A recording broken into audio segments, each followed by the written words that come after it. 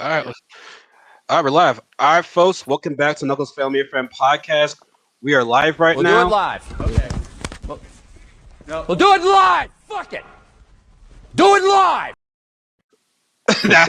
That's my thing, man. Every time we do live, there we go live, man. I gotta play tributes to Bill O'Reilly, man. I like it. Funniest shit ever. I like it. Once again, guys, thank you. Welcome, guys. Welcome back to Knuckles Family and Friend Podcast, where we talk about things all pop culture, video games, anime, superhero shit. Which, by the way, I just saw Demon Slayer Mugen Train yesterday, and I don't know if you saw my post, but I never felt so old in my life right there.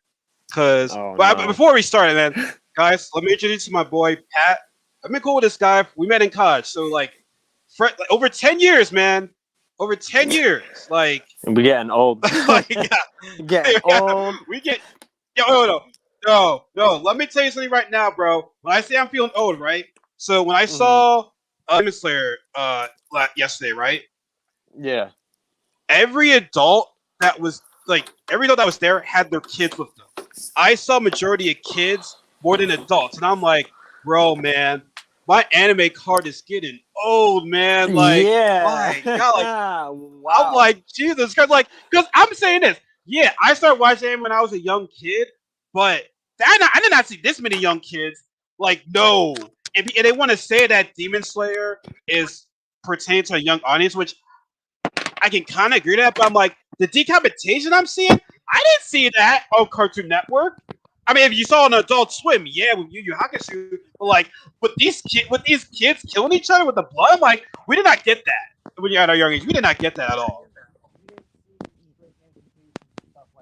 Yo, Pat, I can't hear you. I think you gotta put your headphones in. Yeah, can't hear you. Yeah. Nah, we didn't see like amputations and stuff like that when Nope. we were kids. Unless you stayed up for like Afro Samurai or something like that. Yeah. Bro, man, like, I'm just like, God dang, man. We're really getting up there. But let's not talk about how old we are right now. We're going to talk about the latest Mortal Kombat film that just came out on Friday. And, you know, we'll have other people joining us during our discussion, so it won't be just us two. But this is definitely a movie that I want to talk about it with you guys. And, man, I'll say this. I wasn't having huge expectations for this movie. I went this movie, I'm like, okay, let's see how it is. That's it. But what I was looking for was that I knew the story was going to be shit. I was not looking for a nice plot. But for like the action, how the characters were, how the fatalities were, I'm looking for all of that. And I gotta say, man, bro, I was disappointed with this movie, man. Really? I was. And like I said, yeah, man, the first 7 minutes, I'm like, okay, man, we getting something, we doing something, right? But then the other parts of the movie, I'm just like, bro, Cole was boring. And here's my thing, right?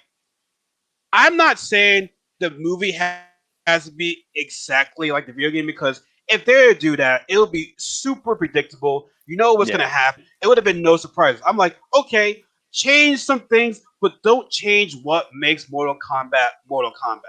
And I got to say, man, this Cole kid just didn't do it for me. The dude was boring. I understand they put him in this movie. I'm like, okay, a regular dude there, let's give him a chance. I'm like, yo, he just didn't do it for me. He was just awful. And the story, oh my god, I was not expecting a good plot, but the mark on you, what's that? The special part of arcade? I don't know what, I forgot what it was. The special powers they had to do. I'm like, wait, what? And then the whole point of Mortal Kombat is we find this tournament to prevent Outward from invading Earthrealm. That was completely shut out the way right there. It was like, hey, I mean, we're just gonna fight. Like, this is pretty much the prequel to the tournament, because from what I know is they're trying to plan on having 4 movies, which, you know, I'll still watch it because I'm a fan of the series and whatnot. But the tournament flew out the window. Some of the characters didn't even get a chance to shine. Like, I like Sonya in this; she wasn't so bad. Jax at first with the arms, they actually got amplified and became better. I'm like, okay. Scorpion, man. First 7 minutes, he was cool. The last part of it, I'm like, oh, okay. Shang Tsung was looking like Mandarian from Marvel Comics. He kind of resembled him right there. That's what he looked like to me. Kano, I liked him and I didn't like him. He was funny at first. I'm like, okay, you sound like a Johnny Cage right now. Like what? Like your personality right now is like a Johnny Cage right now. So you're like, bro, oh my god, you're whatever. But there's so many things I want to say, but I won't say much. I want you to get your take on it. But I will say, I did like the Easter eggs. I did like the action. I did like the fighting. And Sub-Zero was definitely like the MVP of this film. Like he definitely gave you some horror movie vibes right there. But like I said, I don't want to go on with your take on it because I know you got a lot to say about this movie too. All right, so me personally, I loved it. I did. Mm-hmm. Only because I went into it knowing that based on the last Mortal Kombat movies we got, which let's be honest, for nostalgia's sake, we love them. Well, are you talking about Annihilation? Because I did not like that one.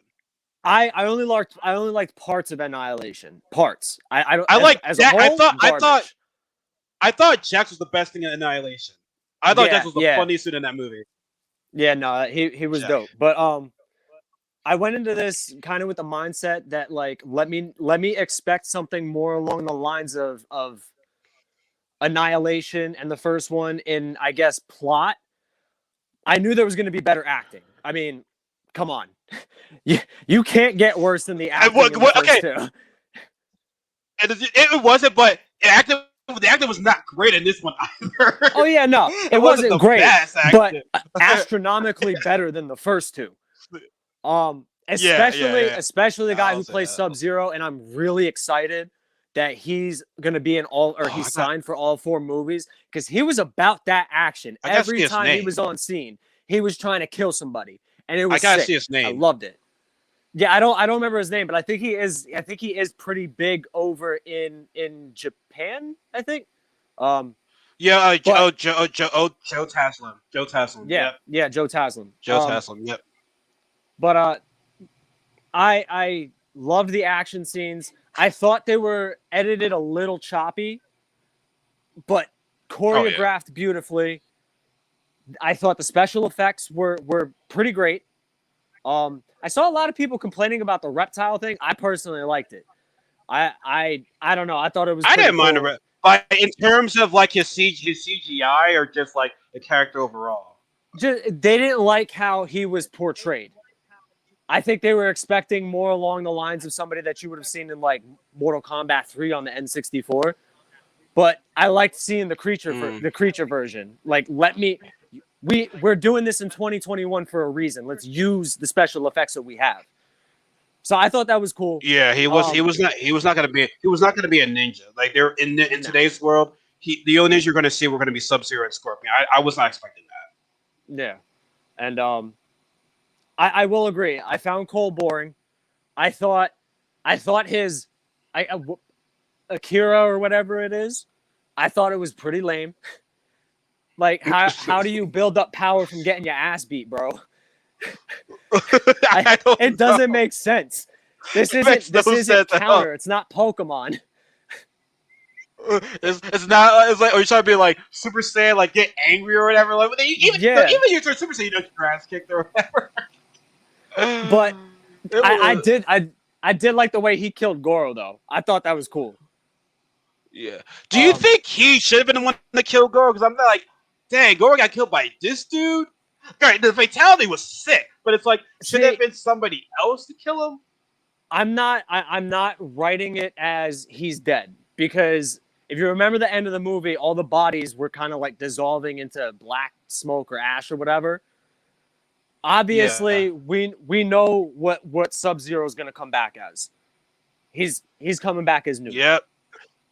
Which already too, because which is awesome. Because then who's going to play his brother then? You know, he has a younger brother.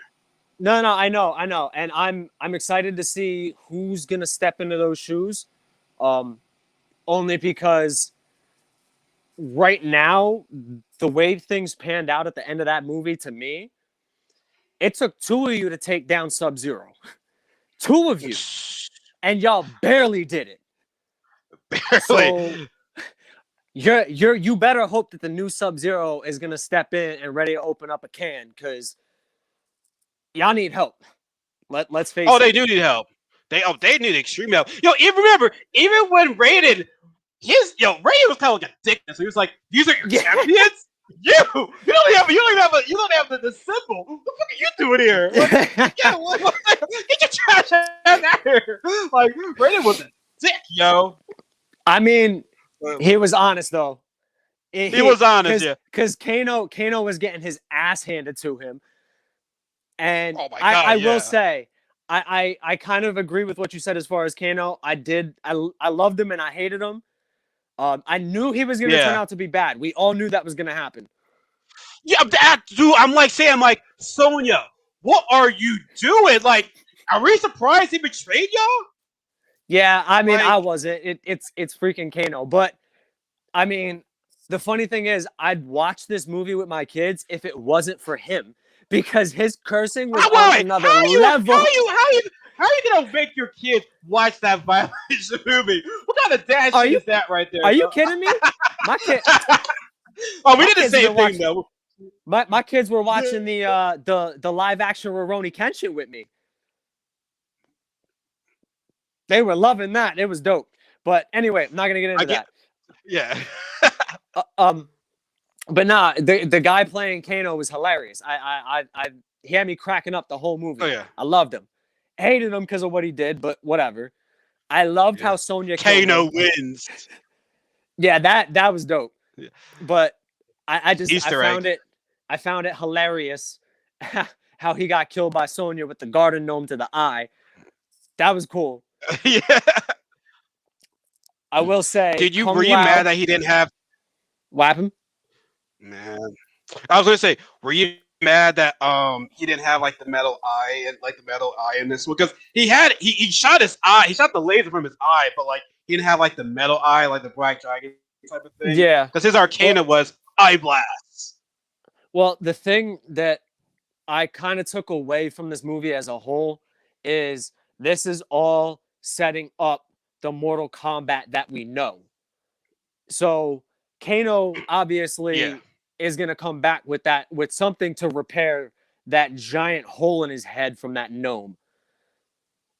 And obviously Noob Saibot's going to be coming back as Sub-Zero. I'm not expecting them to follow the plot of the video games because, let's be honest, throughout all of the history of the video games, the plot and storyline itself is kind of scatterbrained at times.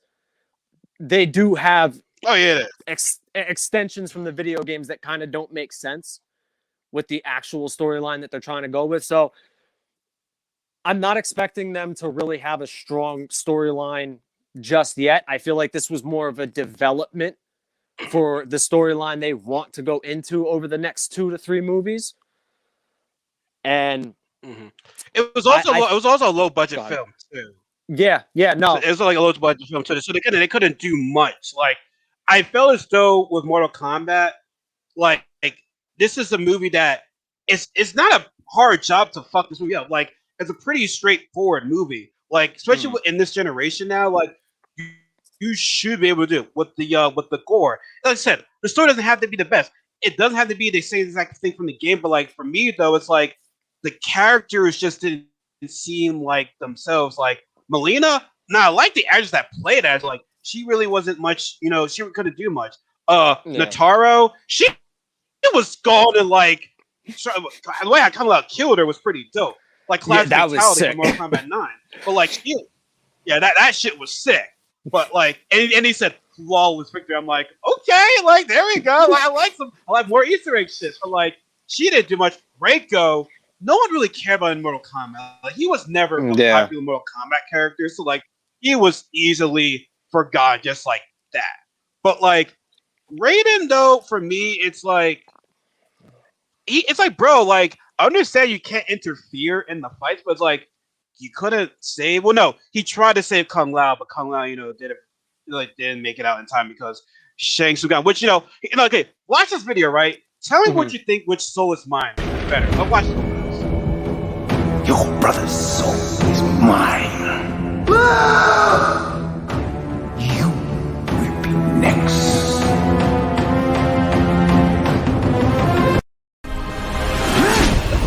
Your soul is mine. He's about to get his soul sucked. I love the scream right before they die.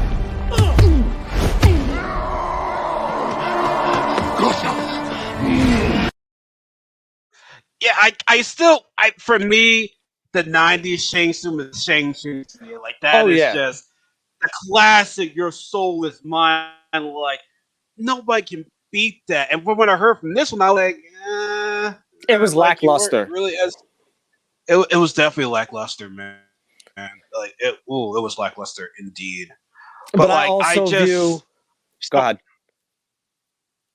I just feel a lot of characters weren't like themselves, and they weren't like represented the right way. Like I said, Kano was seeming like a Johnny Cage type. Sonya, I feel so good. I want to see more Sonya. Jax, it's like, first of all, the way how Sub-Zero like destroyed his arms was like fucking sick right there. Like, that was dope. But then, that was up. But then you gonna tell me the Shaolin found him lying around, like, so he didn't try to like, yo, Jax, where are you at? Where you at? Like, they try to find him. It's like, okay, Jax, we'll see you later. It's like, oh, Jax, there you are. I'm like, oh. Like, and then Liu Kang, man, like, something about Liu Kang, I'm just like, wait. Like, who is this dude? Like, the 90s Liu Kang was just, that's my Liu Kang, but I always want to give new generations a chance, but man, this Liu Kang was like, it seemed like Kung Lao was the better Shaolin warrior, when technically it's Kung Lao is supposed to be catch up to Liu Kang. But Kung Lao was like, first of all, Kung Lao had a sweet ass entrance. He was good. Like, I wish he would have made it out in this one, because Kung Lao was dope. But Liu Kang just seemed broken in this movie. Like, he just wasn't like the Liu Kang that we know from before. Because there's just one thing that Mortal Kombat has, and it's like, it's a question: who's like the main character in Mortal Kombat? You can choose between like Liu Kang, Scorpion, Sub-Zero. It's always like centered around those three. And in this movie, it advertised, with Sub-Zero and Scorpion, but mainly it was Colt was the main character. But I said I didn't care for him though. Like, he did none that was interesting to me. Like I said, the way how he killed Girl was cool, but like, he was just a boring character. Like, the other Mortal Kombat characters had a better purpose, but like, I just wanted you to, potentially step up and be your own guy. But now, granted, maybe he might be better in the second one, maybe, because like I said, there's gonna be 4 of these movies that are coming out. But like, to me, he didn't really leave a good impression on me from the start at all. No, I do agree with you with that. I did read somewhere, it was just somebody's comment, but I think they kind of they made me think about it a little bit as far as Cole's character, and like what you said about even with the OG movies from the 90s, how Liu Kang was the main character and it was centered around him, and then Sonya and Johnny Cage and all them. The way that I saw it, or at least I saw it explained, was they tried to incorporate Cole as a way to not really make one specific character the center, or one specific like fan favorite fighter to be a center of the universe, or I guess the story of it all. So I can see why they would do that. That does kind of make sense.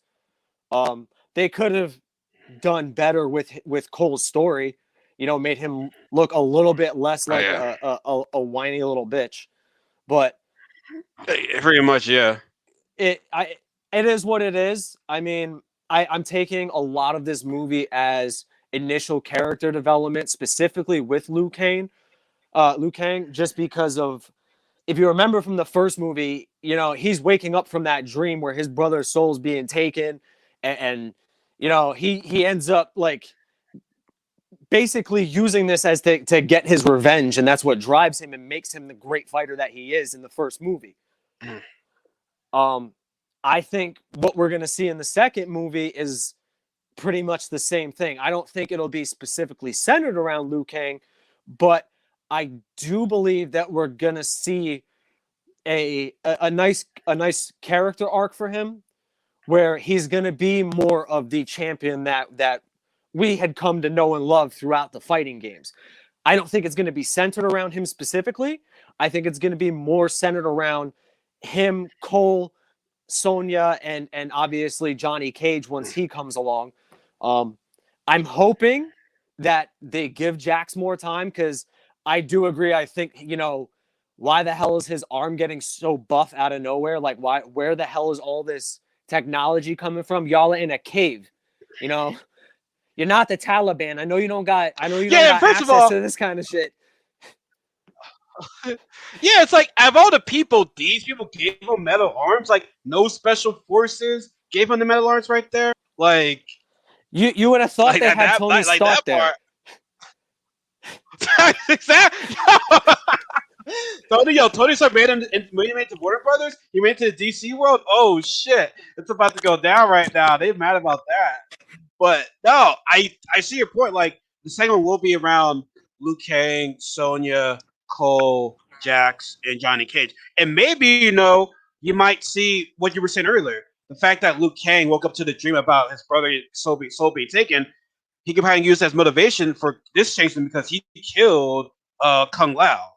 And I was like, oh no, yep, here's my cousin right there. We got a third person in the building. Hey, Emmett, bro, what's good, man? What's going on? I could barely hear y'all, man. Hold on, it's all choppy. You can barely hear us. We can hear you perfectly right now. Maybe it might be your audio. You might want to check that. Might want to check that audio. I want to check that. But no, we still early into our discussion right now. Me and Pat already gave our take. Oh, you got no. Hold up. All right, can you hear? How about now? Can you hear us now? Oh shit, they got me on 2 1s. Hold on. Yeah. I can remove the other. Oh, here we go. All right, but can you hear us good now? Me now? Or are we still like? Are we still choppy? Hello. Hey. We can hear you. Yo, Pat, can you hear him? I can hear him. Yeah. I can hear both of y'all. Can you hear us, Emmett? Can y'all hear me? Yeah. Yeah, we can hear you. We can hear you. We were just Emmett, can you hear us? We can hear you. I don't know if he's using his phone or a computer. Using a phone or a computer. Let me see some of this audio right here. Let me try to get on my laptop. Okay. Hold on, y'all. All right, no problem. We'll be here. But no, I was going to say, now how can I say this? So, I don't want to say too much before, because I want Emmett to give his takes on it and whatnot. But do you think that? So what do you think they could do to make Cole better? Like, to make Cole interested in this one? Because it's like last thing we seen was he's gonna recruit Johnny Cage. So I don't know how we can be better. Like, I don't know. Well, first of all, I think the director for this film was a new director. Like, he has not really directed much before. Yeah, I think you're right. Because I think honestly, one of the bad things, you gotta, if you're directing a movie like this, you gotta get a guy that's at least, I don't want to say well known, but has some background in the game. Yeah, exactly. It's like a good resume at the end of the day. No, it was Simon McQuaid. He's Australian filmmaker, best known for directing this movie. But I don't see much of a resume on this guy. No, I don't either. And then it was produced. Go ahead. And not to cut you off. And then the producer was James Wan, which I don't know much. I see his filmography right here. He produced a good amount of movies. He produced Saw 3.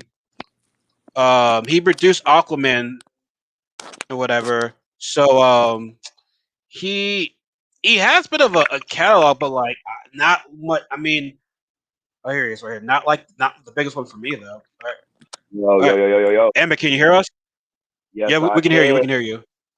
Hey. Okay. All right, man. All right, we're gonna give you the floor, man. Me and Pat already gave our thoughts on the Mortal Kombat film. I said I was disappointed. Pat said he liked it, and I saw your status on Facebook, so I already know what you're about to say right now. I already know what you're about to say. So, yo, tell us, man. Tell us what you think. Let me chime in. Okay, so as you know, my guy, you know what I mean? Like we've been big fans of the MK franchise for a long time. So, you know, watching the original, you know, rendition and then Annihilation, you know, for the time, a lot of people gave it so much flack. They're like, it was cheesy, it was corny. You gotta think about it. That was 94 and 97. That was 94 and 97.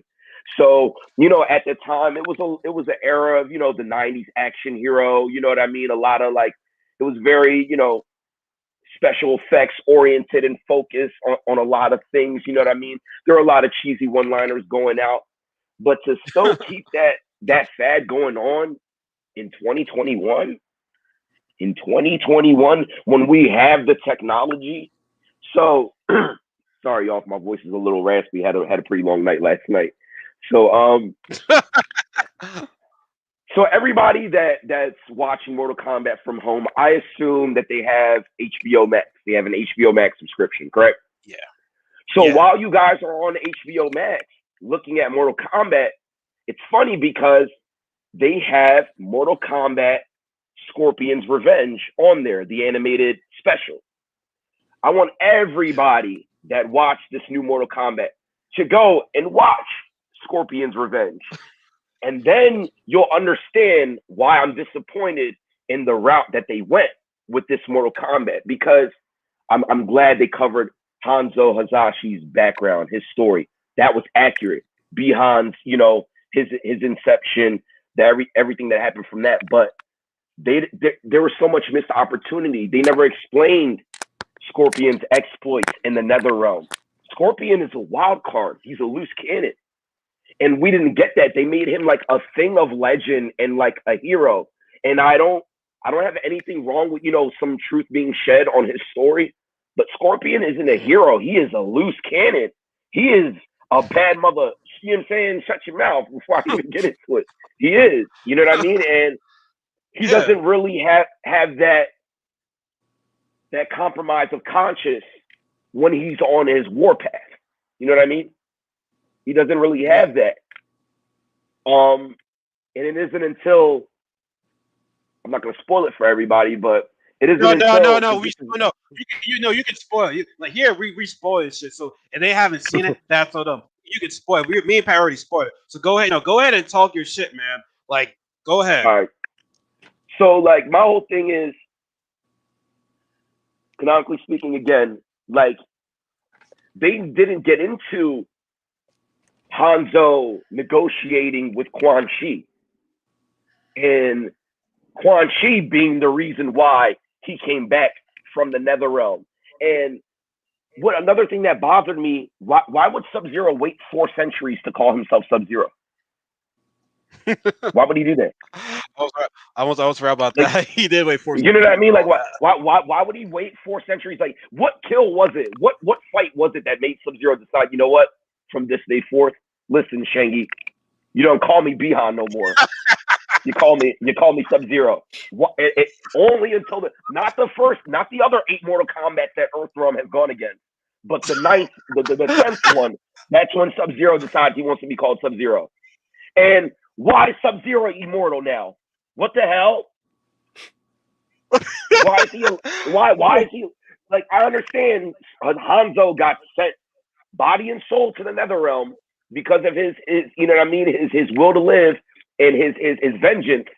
Why in the fuck is Sub-Zero immortal? Nobody? I have no idea. Well, I'll say this. I did like how Sub-Zero was in this movie, though. He was definitely a horror figure in this character. Like, I'm not gonna lie, the way how he destroyed Jackson's arms was pretty dope. I like Sub-Zero was like, he could have been better. Accurate. Absolutely. It should have been better. Absolutely. But like, I like what I got from him in this movie because there was only like 2 characters that were really good. Well, I like Sub-Zero and Kano. Yep. Me and Pat said He's we the best part like of the movie. Kano and we didn't like Kano because Right. he was funny as shit. But at times I'm like, okay, bro, you just like Johnny Cage. You just like a Johnny Cage right now, bro. Like you're kind of being annoying, and that's supposed to be Johnny Cage. Johnny Cage is the annoying one, not you. Nah, Kano. I mean, huh? no, Kano's Right. annoying, but I'm saying for Sonya, like, what? Did you think you can actually trust him? You know he's gonna betray y'all at the end. Like I think I'm saying to myself, yo, NetherRealm, please don't make Kano a hero right now because this is some bullshit right now. Like he's actually eating dinner with these guys. Like, oh yo, happy family. I'm like, yo, like, why is he not like caged up still? Like, come on, man. Like, I said, he was funny. By the time I'm like, yo, I'm getting some Johnny Cage vibes from you, bro. I'm just getting that from you. To be honest, that was the best version of Kano we have ever gotten on screen. And rendition-wise, I'm going to be real with you. He kept the movie. He was the glue of the movie. Kano was the glue of the movie. And I feel like the writers focused so much on Kano's comic relief and his one-liners that they ended up neglecting the rest of the cast in their scripts because every one of their one-liners was so weak in contrast. When he said, hey, write this down, get fucked, that was golden. That was golden. You know what I mean? Like, it was like, damn, like, yo, they really went in on Kano's character.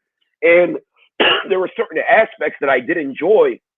My problem was with the movie was the underutilization of certain characters and the overutilization of others. Like, with the whole Scorpion having 12 minutes of screen time and him and Sub-Zero being the selling points of the movie, come the fuck on. They made them into like mythical legends instead of like contesters in Mortal Kombat.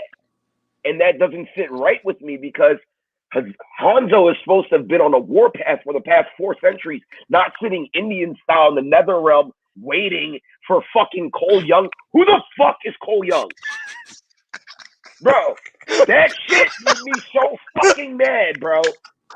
What the fuck? When you could have had fucking Necro Hanzo out here whooping ass, you feel me, dragging bodies, dude over the whole thing, but we got Cole fucking sorry ass Young tapping out in the first fucking scene, getting mommy whacked by fucking Goro, okay? And then miraculously in his first shot decides to kill Goro. Bitch! When fucking Johnny Cage first met Shao Kahn, his neck was sitting 180 degrees the opposite direction. Oh no, don't talk about that scene. That scene was some bullshit. The fact that Johnny Cage's in that movie for like 5 minutes, no, I fucking hate that scene, bro. That was a bullshit ass scene. That's why I'm like, dude, yo, fuck this movie already, man. Oh my god. Dude, Annihilation pissed a lot of people off because, like, bro, like, freaking, I was looking at the credits yesterday while I was watching, right? Bro, Ermac and Rain. They had Ermac and Rain in there. And that's what I decided to do with them. Like, what? Nah, bro. Like, shout God, it's Ray with the hammer. It's like, it will not have to go back. I'm like, God damn, yeah, he just yeeted him. He yeeted the shit out of him. He was like, bye. Dude, this is Rain. He just yeeted him. He sunned him right there, man. Yo, Pat, it was like WWF era. No, the attitude area. Yeah, but Pat, chime in on this shit right now, man, because Emmett going in right now, bro. Like, nah, he's got valid points. but like Emmett though, Pat actually liked the film though. So like, I want you to hear from like Pat's perspective, from like like I said, I want everyone to have their own opinion. You know what I mean? Like, we all don't have to go on the same shit. I'm not. I did want to mention certain things that I like before, like I pass off that before I forgot this point. Like, you guys saw the fight with Cabal and Liu Kang, right? Mm-hmm. So like I'm a huge Scorpion fan, so I'm bitter right now because of the underutilization of Scorpion. When he fought Sub-Zero, dude, like, okay, he did the Hellfire to unfreeze himself from the block, and then he did the mouth thing, which I was happy about. But this is Scorpion, dude. This is Scorpion. The way Cabal was fighting and how he was like hopping in and out of dimensions to fuck Luke. That's what Scorpion does when he whoops ass in Mortal Kombat. This dude, his feet are inflamed when they're kicking the bullshit out of you. Okay?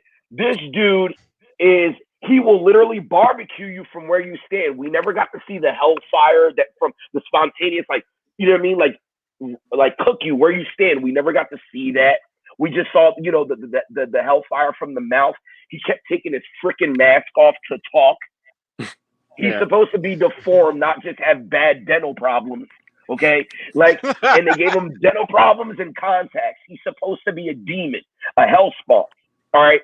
They, you know how hard you have to try to make Liu Kang and Raiden fucking corny, bro? You know how hard you have to try? Oh, don't get me started. I'm gonna just leave that there. So go ahead. Huh?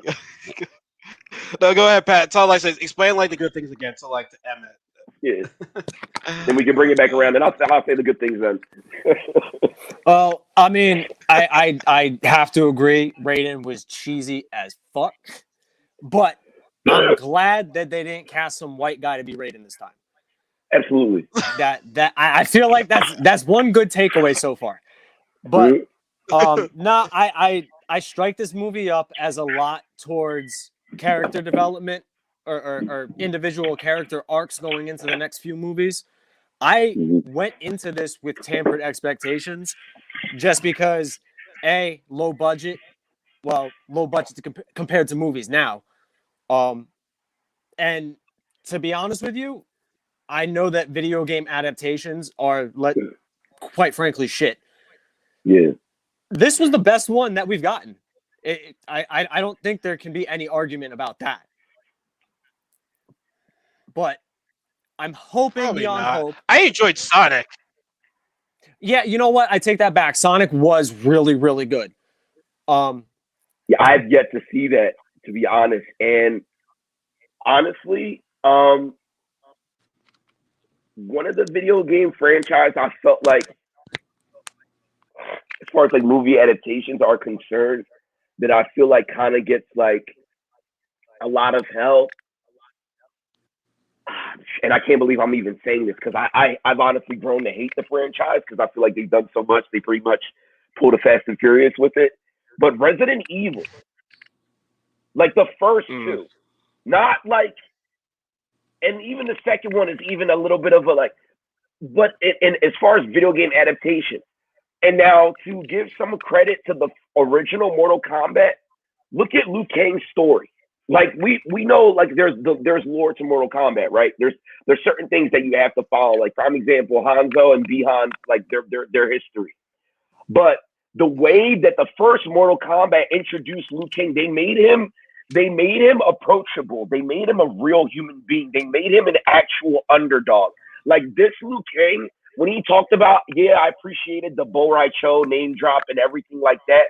What the fuck is the Order of Light? Because I know the White Lotus, bro. Yeah. I know the White Lotus. What the fuck is the Order of Light? Kung Lao came out of nowhere like that. That was screaming, and I love Kung Lao. And I liked his intro, but it was just so, there was no effort there. It was like, boom, Kung Lao's fucking supersonic ears, his spider senses went off and just knew Liu Kang was in trouble. Get the fuck out of here. This is Mortal Kombat, dude. Where even if Johnny Cage gets caught lacking, his neck is going to sit awkwardly at 170-something degrees in the opposite direction where it needs to be. You feel what I'm saying? Like, low budget, dude. They spent all their money on what? Natara's wings and Cabal's vanishing? There was nothing low budget about this film. It was the focus.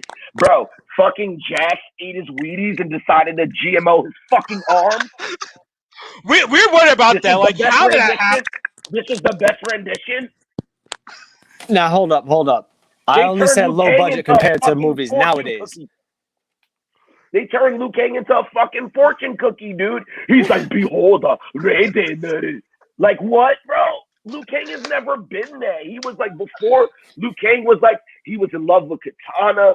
He was pissed about his brother getting murdered in front of him. Like, you know what I mean? They had so much depth to him. This some random dude with a red sash that he didn't even do that. He didn't even do that. Wait. You know, remember what Pat said? Pat said, "Is that a low budget compared to other movies?" Yeah, with a 50 million. That first Mortal Kombat, y'all think that was high budget? Y'all think the first two Mortal Kombat was high budget? Nigga, look at the way that they made the animalities look. Nowadays though, you can't even back then, like that was still kind of crappy effects for the 90s. That was more of like 80s horror effects, to be honest with you. But with this new, it was $50 million for a movie to get released the way that it did, especially on like HBO Max and widely into theaters how it has. A $50 million budget is not that's not huge. That's not a big budget. And look at everything that they did in the film with the budget that they had. Everything that I'm speaking of, this is a little bit of script. This isn't so much, you know, special effects oriented. Would I have liked to see Scorpion phase in and out while he's fucking creasing Bihan's cheeks? I would have loved to have seen that, but we didn't get that. We got Cabal doing that instead. You see what I'm saying? We had Cabal doing that. Like, Sub-Zero had a lot of screen time, but there was no substance to him. They turned Bihan into Jason Voorhees. He wasn't supposed to be there. Yo, when he was standing there at the car, I'm like, yo, I definitely got some Jason Voorhees vibes right there. He was like, standing there. Yeah, dude. And then after that, like, I'm not gonna lie, it was like the beginning of the movie. The beginning of the movie started off so strong, and I was excited, especially when Hanzo's body and soul was engulfed in flames. I was like, oh shit, they might show it. They might show that conversation between him and Quan Chi, and Quan Chi may be a plot point, an overarching plot point to focus on in later films. But the fact that he wasn't introduced, like the reason why he's there, because he was supposed to be, Scorpion is supposed to be sent to engage in Mortal Kombat all this time. He's had the dragon. That marking, that was accurate. His family dying, that was accurate. The Lin Kuei, that was accurate. The Shirai Ryu, that was accurate. But what they did afterwards with that, like, what the fuck happened to the Lin Kuei in the past 4 centuries? Wasn't the job supposed to be done? What ceremony did they did to make fucking Sub-Zero this cryomancer that is immortal now? What other Lin Kuei members are fucking immortal? Where's Sub-Zero's brother? Because when Sub-Zero gets murdered, which he just did, he's supposed to turn into Noob. And then we get Noob and Smoke. But, you know what I'm saying? And then we get introduced to Sub-Zero's brother. But none of this was introduced. And then it's supposed to be shown that after Sub-Zero kills him, Quan Chi is supposed to, you know what I'm saying, be laughing in the corner, some shit like that. And finally, it's supposed to be revealed that, motherfucker, it wasn't Sub-Zero behind that killed your family. It was me, bitch. And I've been pulling the strings the entire time. And this is what all adds to Scorpion's character. They turn him into a, you know what I mean? Hit, in case of emergency, hit this button. And I don't appreciate that, because this is one of the biggest faces of the franchise, and they made them into like a prize dogfight. That's what they turned it into. A prize dogfight. No, see, I do agree with you, because I was a little upset about how they really underutilized Scorpion. About halfway through the movie, like, I'm thinking to myself, is Cole gonna become Scorpion? Like, where the fuck is he? This doesn't make any goddamn sense. Wait. Yeah. Go ahead. Wait. Before you guys go on, though, I want to introduce Jabari. He is finally joining us right now. They're a college buddy of mine. I'm sorry I'm late. Jabari, you came right to the party right now, man. Evan was going in. Like, Evan was going in, man. Like, because he is passionate about this shit, and I love it. But before Pat and Emmett go on, you know, they're tired right now.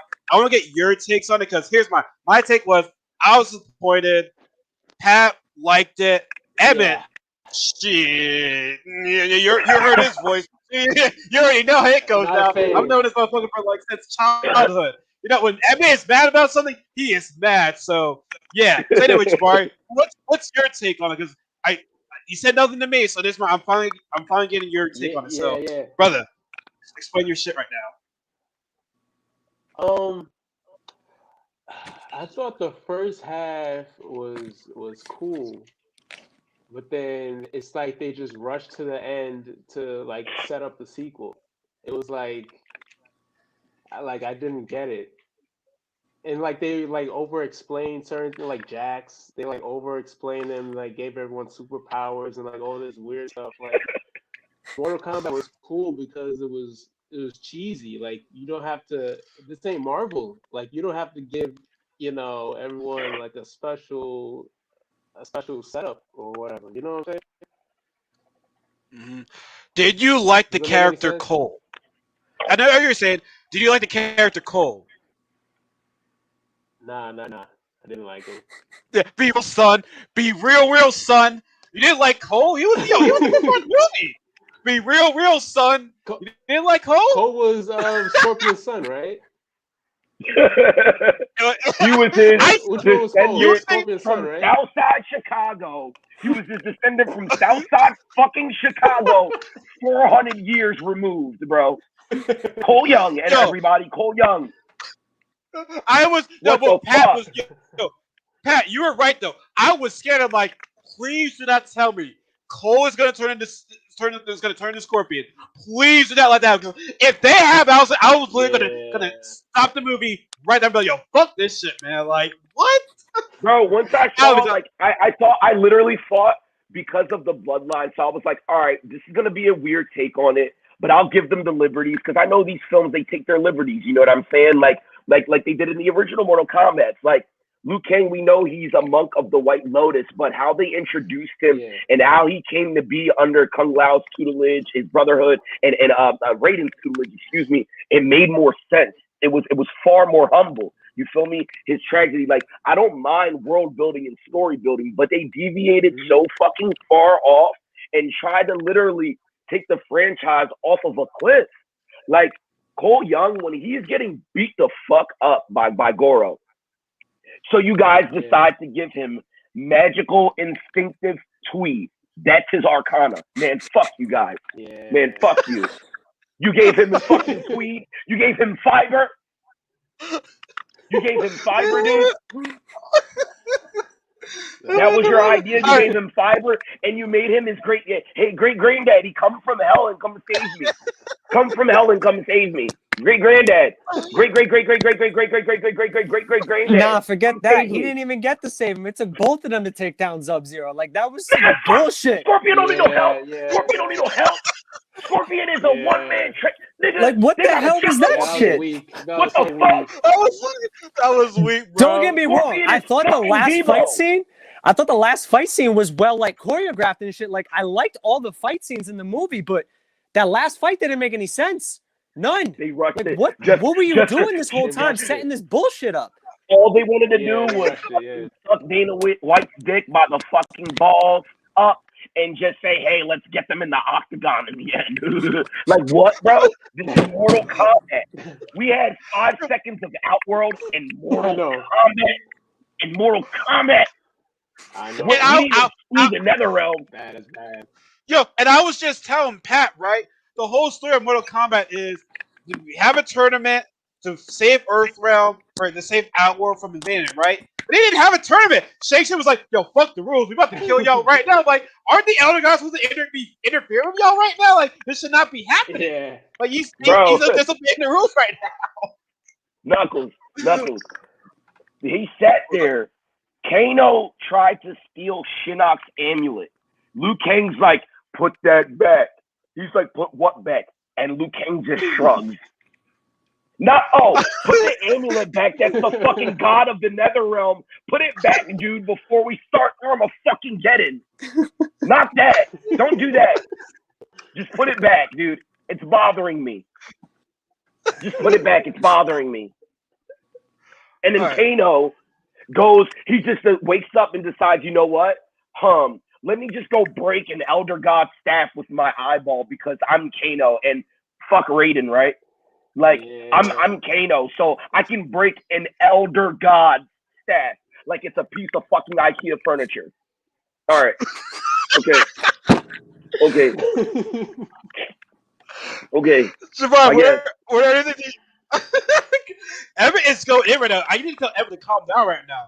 Emmett, you alright, my man? You alright, cuz? I'm pissed. I am so pissed. They the way they built this up, because I saw I don't know if y'all have like watched, like have been following like the campaign, like, you know what I mean, like before the release, but they just dropped. Yeah. They were like, watch Hanzo Hazashi's background story, see what happens. The first 7 minutes of the film, I tried to like disregard it and avoid it, because my anticipation for it, when I saw that they were like opening in feudal Japan, I was like, all right, hell yeah. Like when they showed like beyond, when they calling each other by their government, you know that beef between Scorpion and Sub-Zero, that shit is real. You feel what I'm saying? Like that shit, and how misconstrued it is, how deep it is. You know, the way Sub-Zero died from nothing. You know what I mean? The beef between the Lin Kuei and the Shirai Ryu. You feel what I'm saying? It goes really, really deep.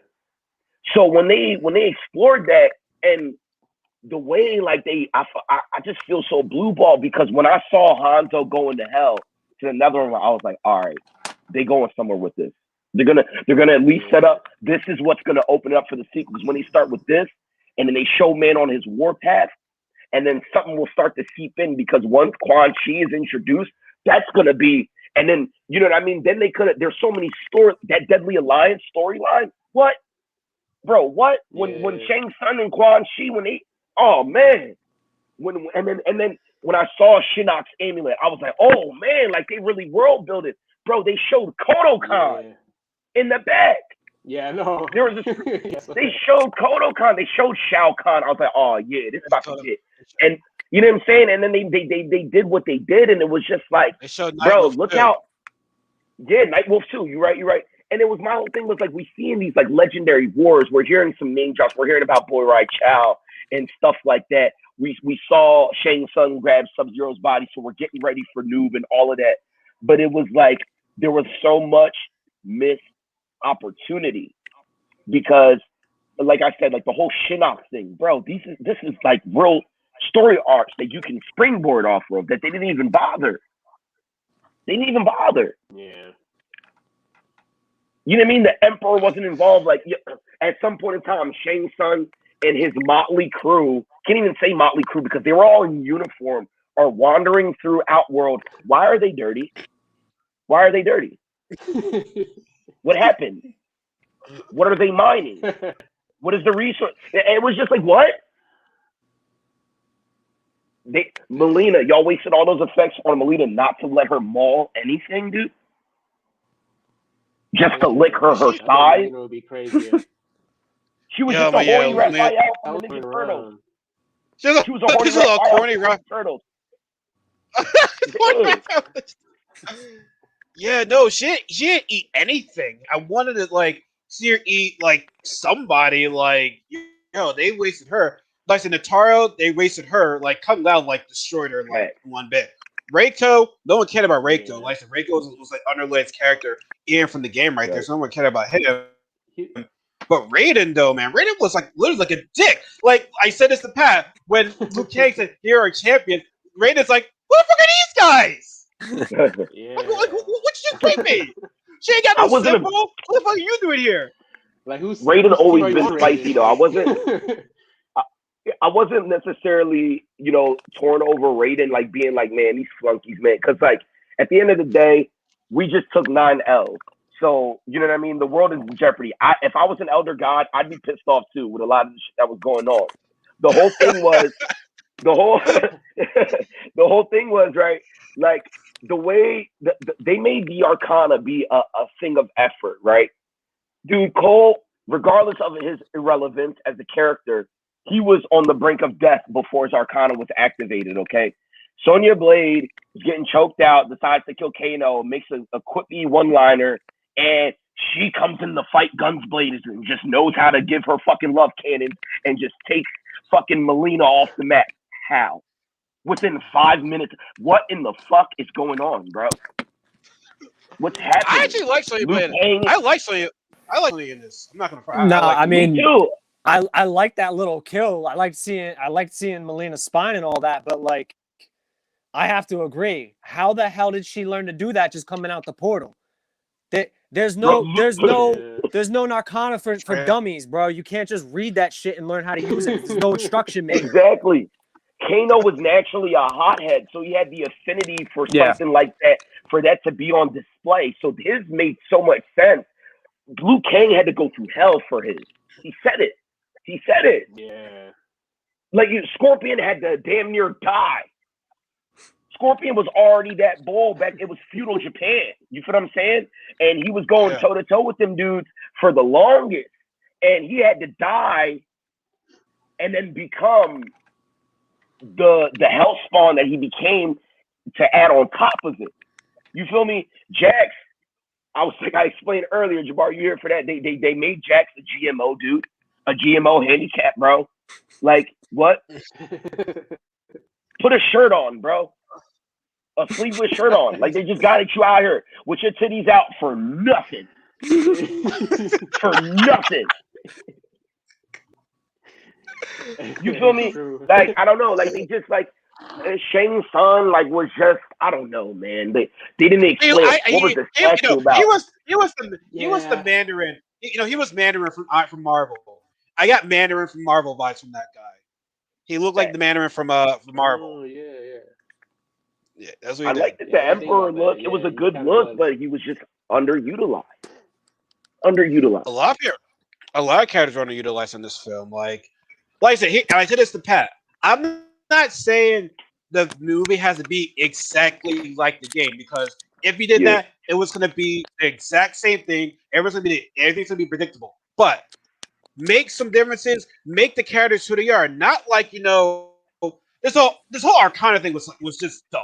I just thought that I had the Arcana thing. Yeah, I hate how so many characters utilize what was that point? Like, what was that point? Like, anyone was it useful? Like, I don't know. So that does Johnny Cage have an Arcana then in the next film? Well, technically he has the Elder God's powers, so I mean he gotta be picked up. But like this whole Arcana thing is like, well, so it was like, well, I was gonna get the Arcana, but Kano killed the guy before him. Which I'm like, okay, so you have this guy chained up, kill him right there. You usually shoot him. Like, you really gonna kill him right there to avoid save the trouble, but you don't want to do that. The markings have been part of the lore, though. Like I was just watching Annihilation, right? I was just watching Annihilation. I don't know if you guys, they don't emphasize on it, but after Sonya and Jax beat Cyrax, after Shao Kahn, after the animality fight, you see when the dragon leaves his body, how his body melts.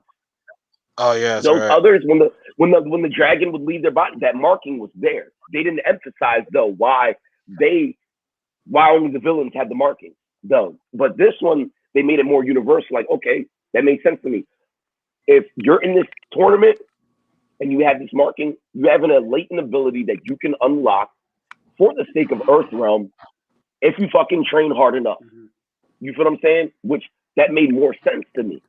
But the learning curve was like there was so many inconsistencies. That's what was just like, wait, what the fuck? You got legendary fighters like Liu Kang that spent their entire life, you know what I mean? And then Kung Lao that trying to perfect this shit. You feel me? Bless her. And then you got Sonya Blade who just, okay, she served a few tours, art, and she just, with the power of friendship. What the fuck? This ain't One Piece, bro. This ain't Naruto. Wait, so Emma and Jabbar, are y'all having like huge expectations for this film? Because me and Pat did like, okay, we're gonna see how this movie is.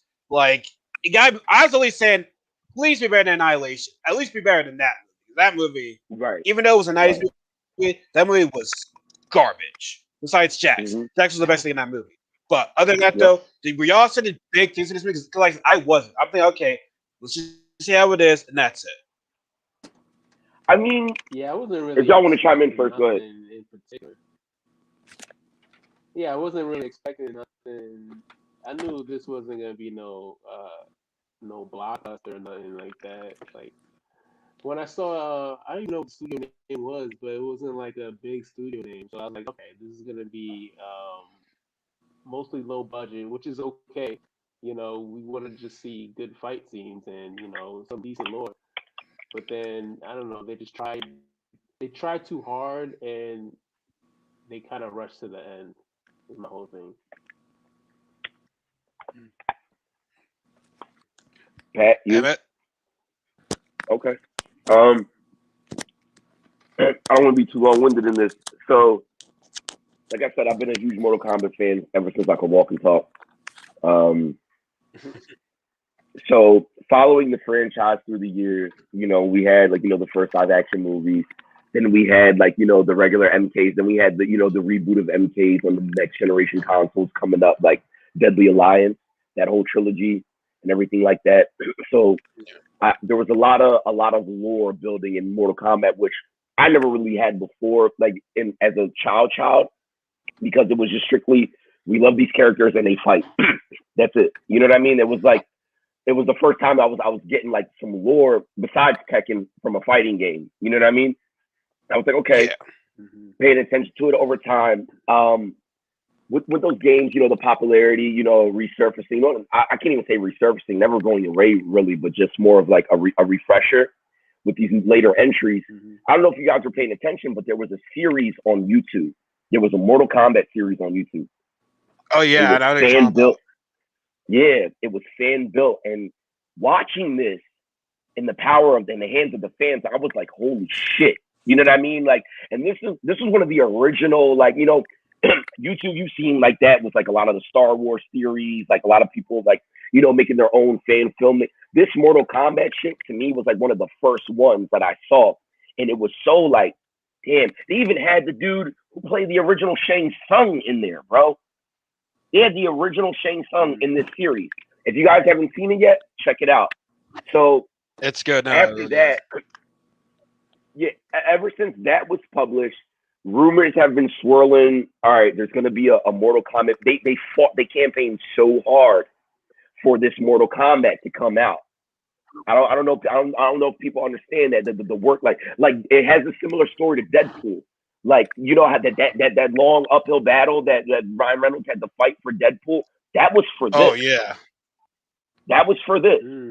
So when it actually, when the trailer was coming out, when they were putting the cast together, when you get what's his name, the dude who played Hanzo Hazashi, Sonata, that dude, I don't think y'all understand. That man is a legend. That man is a legend when it comes to these martial art films. Same thing with Shin Yen and all that stuff like that. So yeah, the cast was sturdy. You feel me? I have no problem with the cast. The problem was the deviation and the lack of preparation and the building off of false pretense. Look at the cover of the damn movie. Look at it. Look at it. And we all know those were parts that were super under delivered. Sub-Zero has so much more nuance to him. Scorpion has so much more nuance to him. I'm not asking for Marvel world building, but everybody's talking about, oh, I'm tired of superheroes. We have so much content for so much. That's why everything's getting freaking rebooted. Because everything from our era, all of the original content is so rich in material and so rich in lore. It just has to be held by the right people that actually have to care. Like Jabari said earlier, it was rushed. A lot of things were rushed. They didn't take their time with. They just decided all right, we're just going to give you that without the world building. And we're so jaded right now that we're okay with being disappointed. You hear it in his response. We're okay with, we just want to see some fights. If you wanted to watch Mortal Kombat just to see people get murdered and dismembered or whatever, cool. That's what you're gonna get. But me, I still have images in my head of a dead Liu Kang and what that did to the Mortal Kombat world. I still have images of an evil Raiden and what that did to the Mortal Kombat world when Shinnok comes back into play. You feel me? When Quan Chi, when these chess pieces get moved, how many times we gonna see Shang Tsung and Shao Kahn? There's so many more players on the board, and they tease that. You feel me? They tease that, but they still didn't even bother. She's looking at these hieroglyphs. What is the world building? What about Outworld? You know what I'm saying? They didn't even, none of that, dude. Yeah. None of it. The stakes weren't even real. The biggest thing from Outworld that was coming to Earth Realm was Sub-Zero. Bitch, it's cold outside. Ah, goddamn, global warming. We got that already. What the fuck? I want to see. You feel me? Like, I want to see fucking Shao Kahn's mecha show up in Times Square and it be a problem. What the fuck? A lot of things you did not like the movie. All right, Pat, like I said. Now, what were some of the positives? There gotta be some positives that you like in this film. I'll have Pat go first. Well, actually, I know I'm you said about it to before, head out. but like, I gotta head out in a few. I'm gonna head out, bro. I'm gonna leave on this though. I do agree with a lot of the deviation from what actually occurs in the games. I wasn't a fan of that. I was expecting that though, because they do that with every goddamn video game remake that they have ever put out. So I was expecting that. I was not surprised by it. I will agree with Jabari. It did feel rushed. I feel like they were trying to set up for the tournament more than they were trying to set up the characters themselves. Mm-hmm. Yeah. Yep. And that's what I have a problem with. Like, it didn't start with the tournament. It started with like the prequel to the tournament. I'm like, Mortal Kombat is about the tournament. That's what the title is. Mortal Kombat is for the tournament. But Severus version like, hey, we're gonna disregard the rules, try to build up these characters in the worst way ever. To be like, hey, now we're playing for the tournament now. And then I guess in the next one. What about to say? No, go ahead. No, go ahead. I guess in the next movie, towards the next one, towards the end, I'm gonna be like, Shao Kahn appears. At the end, towards the second one. That's what I'm already predicting right now. Yeah. Shang Tsung gets defeated, and then Shao Kahn appears. I'm just hoping that the second movie, I'm giving them the benefit of the doubt for now because it's the first one. They were trying to set it up. They tried too hard, but if they have a bigger budget next movie, they got no excuse. None. You have what you need to make things happen. They poured all of that development that we all wanted, that we're all looking for. They did that with Cabal and Kano. They had the best banter. They had you know what I mean? They had the best that whole time. They would carry the film. Nah, but I'm out of here, boys. It was fun. All right, man. You We'll guys never do this again, bro. Yeah, of course. Have a good one, guys. Peace, man. See ya. You know. Oh, no, I mean, what were you saying just now, I mean? You were saying something. I was just saying, like, they, like, you know, what we were actually looking for. Like, as far as that, you know, that world building again, I know I'm going to end up sounding like a broken record, but it was really poured in because I enjoyed every second of watching Cabal and Kano. I'm not going to lie. There was nothing wrong about what they did. Like, Reptile, that was cool and everything because Reptile is that, you know, like that mindless sentry, a bit like that. Like, I like that. You know what I mean? Yeah. But it was just the waste of, like I said, Jabbar, I don't know if you were here when I highlighted on this point earlier, because this might make you scratch your head too. Why would Sub-Zero wait 4 centuries to call himself Sub-Zero and just tell Shang Tsung at that moment? You know what I mean? Like, how many? Why? Yeah, like we're on the 9th tournament for Earth Realm, right? So I assume since Sub-Zero still has his dragon, and since he's still been around, which they don't explain to, why is this Cryomancer immortal? Why? He's not a god. Yeah. Like Sub-Zero is technically human. He's not a Hellspawn. You feel me? Scorpion makes sense to be around for all them years because he's a Hellspawn. He is a demon. He becomes a demon. And but why is Sub-Zero around? And then, you know, if he's been fighting in all these other tournaments and stuff like that, that's what I'm saying. Why is he just now establishing himself? And the fact that Shang Tsung feels that bold to go toe-to-toe with Raiden, like Shang Tsung, he's powerful, but he still didn't exude that much cowardice. Like, he had balls. A lot. Bro, yeah, it's not the fact. Yeah, it's not the fact that we barely saw Shang Tsung. He didn't do the one thing that he does all the time, and that's shape-shifting. We did not see that at all in this movie. God. Like, he just trained Kung Lao So, which is fine, okay, he does it all the time, but like, he didn't shapeshift at all. Not even to deceive anybody. Because he's good at doing that shit. Yeah. He didn't do the one thing he's best at, like and that is shapeshifting. I didn't even think about that. I just thought about it just now. Even though he didn't play a huge role in this movie, it's like we forget what Shane does best, and that's shapeshift. Like he didn't deceive anybody with that. And he's just roaming around Outworld, like not answering to nobody. Like, dude, Shao Kahn is the Emperor. Are you okay? What, like, you know what I'm saying? And then he was dirty. I know they said that they cut out a lot of stuff. They did say that for the final cut, but like, bro, like it was like a lot of stuff was built without a lot of context. Like, dog, they're just marching through Outworld. His entourage is with him, uniformed with him, but they're dirty as fuck. And then he's clean again. Why are they dirty? Yeah. In Outworld, and why is Outworld that barren? Yeah, and like, why is Outworld that barren? Like, what are they ruling over? What is the kingdom that? What the fuck? Oh yeah, my giant rocky spiky throne. This is what it's all about, guys. Come on. Yeah.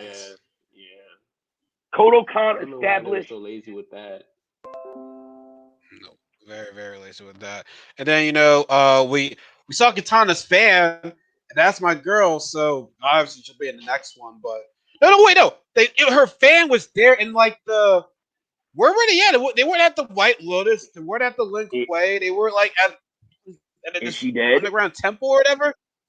Is my girl dead? Like, her fan there. Yes. Is she not Princess Katana? Is she not royalty? Did they bother to even explain Outworld hierarchy? No. Nope. No. Like even if it was an appetizer for the second one, right? I just think they just did not do a good job with this. Like I said, I wasn't expecting a good plot. Good plots are very hard to come by in video game movies. But how you do the characters, they did not do the characters any justice. Like I said, in Mortal Kombat, and as you said, that. What do you want to say, Jabari? Because you didn't get to talk. Like you haven't even talked, so I want you to talk more on that. No, it's all good. It's all good. With Cole, like I didn't get Cole's character. Like, why was he so like willing to give up so often all the time? Like, why was that his big big thing? Like, I don't mind them adding a new character. I'm like, okay, that's fine. I don't care. I want some different. Want there to be some differences. But like, I like make the guy cool. Like, I didn't care for this. Like, this dude bored me. He was like a baby back bitch. Like, he just cried too much. Awful. Like, bro, like, no one's gonna remember you. The crazy part was that, like, yeah. Who was crying? But like he, what happened? Who was crying? Cole. Oh my god. but he left to do the tournament to keep his family safe, but then he quit and went back to his family. I'm like, you can't quit after you committed to it, you know? I was like, why did they make him do that? and he goes home, and then Goro goes after him, and it's like, dang, no, y'all gonna go help him out right now, like. But not only that, Raiden decides to drop the bomb. Oh, by the way, your great ancestor was the greatest ninja of all time, and his family got massacred. It's gonna happen to your family too, but I ain't fucking with you right now. Just go home.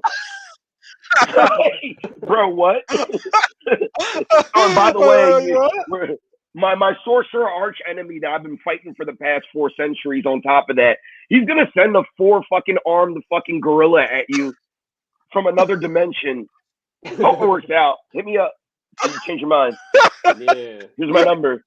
And then also like his daughter. Like I thought that was like his sister. Like that's bad casting or something. Like they didn't look like father and daughter at all. Like they look like way too close in age. They whitewashed. Yeah, no, I saw. Yeah. Cole. They made him Cole Young. Gave him a slave master ass last name, and then made him from the south side of Chicago. Oh yeah, I was like, oh man, like it was just, man, like, and I understand people have their own opinions about it, but it's like, God damn, man. Like, if you okay, here's the thing. If you play Mortal Kombat, you're not really in depth and fan of it, you'd be like, okay, that's fine. Whatever. Enjoy the movie. But if you're like a hardcore fan of Mortal Kombat, which Pat is, so I'm gonna even benefit of the doubt with this, but if you're a hardcore fan of Mortal Kombat, you look at this movie, you're like, wait, what? Because I'm gonna say this right now. There are these two YouTubers that are huge Mortal Kombat fans. And I respect everyone's opinions. But these two dudes have said they love this movie. And I'm immediately saying, how much they pay you? Really? How much they pay you? Because I already know y'all got early access to games, the toys, and stuff like that. NetherRealm advertised for you guys. So I'm just saying this. How much are y'all getting paid from this? Because my thing is this. Like, you mean to tell me you love this movie to see how Scorpion and Sub-Zero were at the end? Like, am I tripping right now? Like, Dude, are you seeing these characters play? Even Ed Boon and John Tobias, the creators of the franchise, they have remained reserved and speaking too much on this. Even now, like, you know, they said, you know, like a lot of blood, like John Tobias just said a lot of blood, sweat, and tears was put in from the, you know, like the cast, crew, and film to make this happen, and which is true. But they're refraining from saying on more than that because you're not going to shit on your own franchise.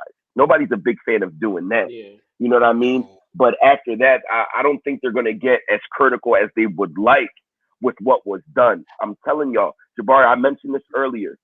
I was thinking, so I assume you have an HBO Max subscription, correct? Yeah. Jabari? Okay. So while you're okay, regardless, however you got to get it, man, however you got to get it. So while you're on there, there's a Mortal Kombat special on there. Right now they have Annihilation on there and also Mortal Kombat Scorpion's Revenge. I want you to watch Scorpion's Revenge and then you'll understand my points on what they should have done with this film. It's a good movie. It's good. Scorpion's Revenge is and what?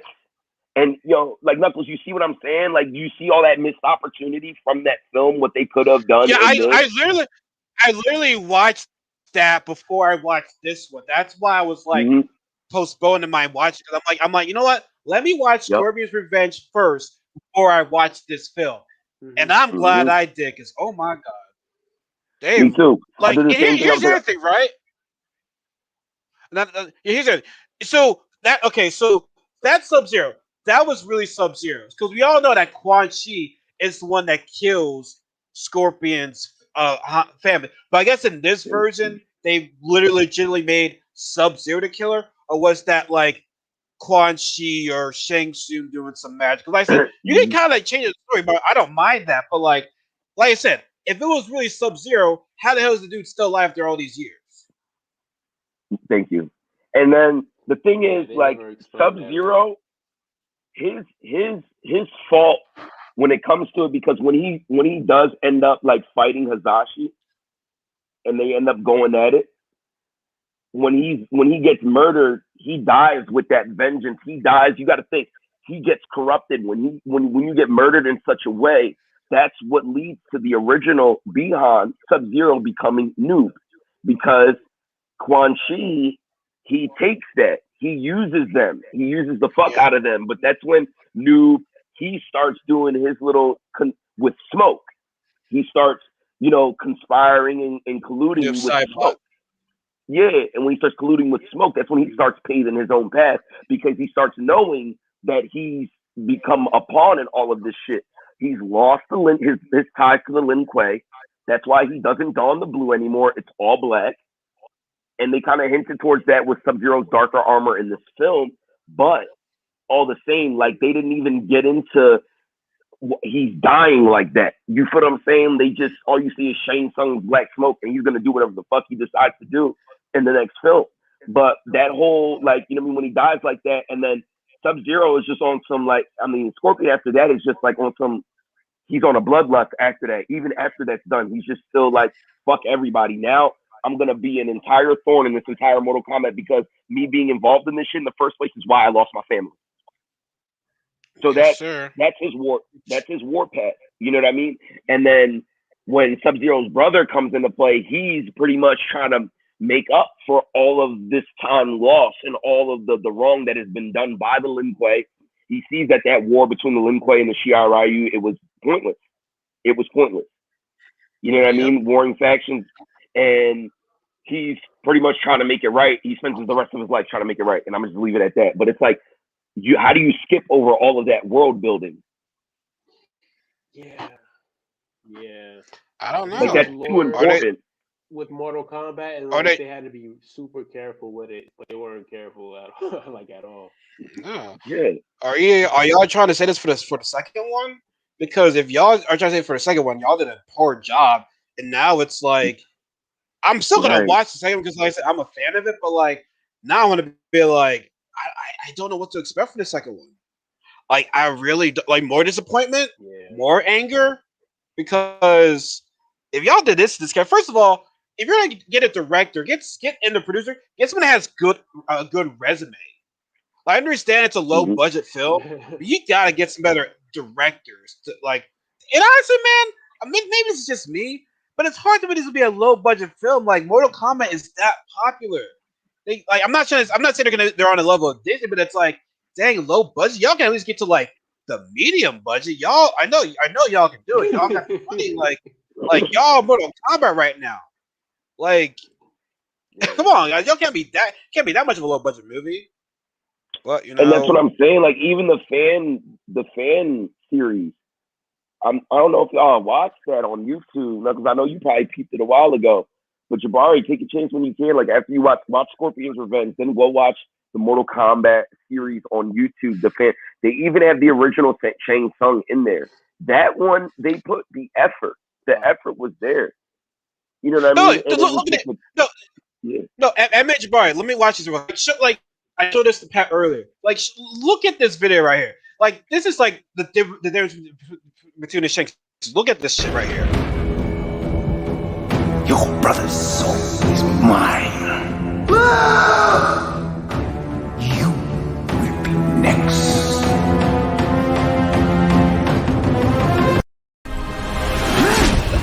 Your soul is mine. He's about to get his soul sucked. I love the scream right before they die.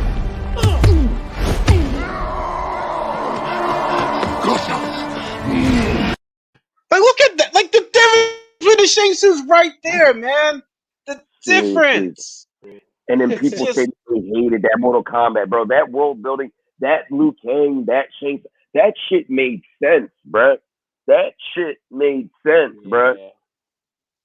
And people tried to play this like, nah, that joint was ahead of its time. The 95 Mortal Kombat movie is the best. It's the best movie in Mortal Kombat. Like, I just think that movie does not get the credit it deserves. You know what the funny thing is? That movie had no like bloody fatalities, and it was still a kick-ass movie, like a PG-13 movie. Like, you don't need everything to be rated R. I mean, yeah, the characters are great. Like, they fought like a team. There was actually some team chemistry between Cage, Liu Kang, and Sonya. You saw that. Here it's like, hey guys, just get together and train for like about like 2 hours. And like, oh, let's do the fight. Okay, Cole, go to your family, blah blah. Okay, girl, we're gonna send it. Girl's gonna go after you. Okay. Oh, I got my on car, whatever the fucking name. I forgot what it was. Okay, guys, I have a plan. You fight this person. Hey, you fight this person. Hey, it didn't all work out. Okay, then we're all gonna get together again, and and fight Sub-Zero, and like, okay, cool. Like, no team chemistry, no team building. Like, it was just like you said, it was just rushed. Yeah. And Cole was bitching too. Yeah, man, we gotta save Sub-Zero for last. We'll take them all together, bro. What word Scorpion would never say? Word Scorpion would never say. And you got his blood. You're an embarrassment, bro. Give back your little tweed jersey that they got you rocking. Your little Bed Bath & Beyond Under Armour. Like, I'm good, bro. I'm good. Like, honestly, man, I might as well just start playing it. Yeah, I'm gonna start playing the video games. Just like erase my memory from this right now, because my God, man, like it's coming from me having no expectations from this film, and it was still bad. Yup. Like, it was just Like precisely that. Like I was. I'm gonna say Mortal Kombat has the potential of being really good. It's not a hard movie to like get a concept of. Like it's pretty straightforward. In this generation, whether it's like CGI you can do, with the special effects you can do, with the directing you can do, with the casting you can do so much more. And we're like, that's what we got. That's what we got. Like It was a lot of laziness involved because people want to say, "Oh, the budget." Like I can't even, bro. I can't. You can't blame it on budget. They had everything there. They just decided to focus on the things that they shouldn't have been focusing on, because all of it's there. All of that world building is there. All of that material is there. But the fact, like the Cole Young wild card pissed me off because like Scorpion is already a wild card in himself. Why would you make him out to be this like? They made him sweet, dude. They made him this genie in the bottle. He is a hell spawn. He's a hell spawn. Yeah. They made him crazy. it just That was crazy. I mean, all fans of the Mortal Kombat movie will see this movie. Like see, there's like a fan side of it, and then there's like a general audience that knows Mortal Kombat was not into this. Exactly. Not into the like general audience. Like we are. No, go ahead. Evan, go ahead. No, I'm not trying to cut you off or anything, but just to add to the general audiences, they're the ones that are glorifying this right now, that are enjoying it.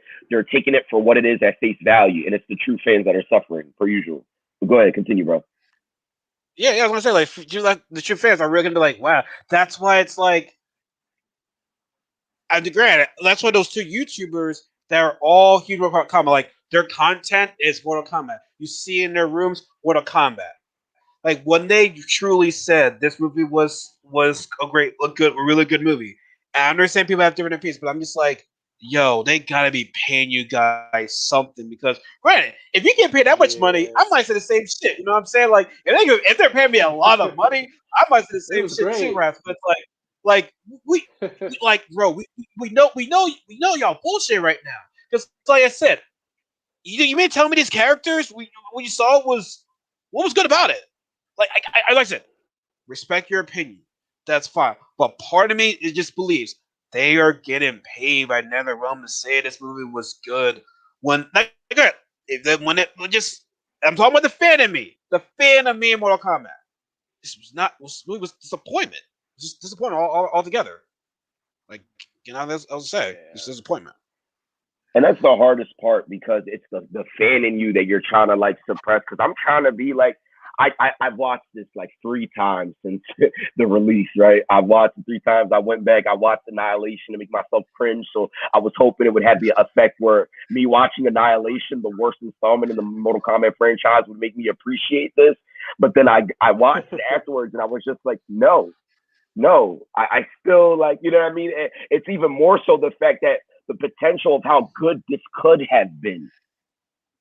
With what was already, I had no problem with the cast. I didn't say, oh, I wanted this guy to play that guy. It was, why did you make Liu Kang say it like that? Why did you make Liu Kang when he said, behold, Raiden? Why did you make him do that?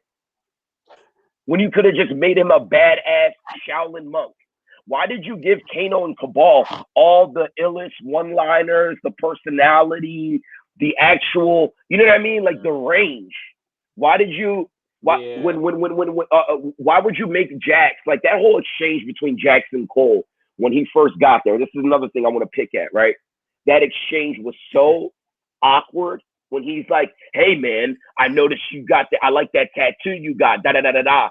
Instead of Cole being like, "Who the fuck wants to know? Why are you asking me about this? This is not a tattoo. This is a birthmark." And instead of Jax being like, "Look, I got one too," he waits until Catastrophe to then pique his interest and be like, oh, by the way, that guy that's after you now, my nigga, I could have used that information a while ago before I went to go get burgers with my family, bro.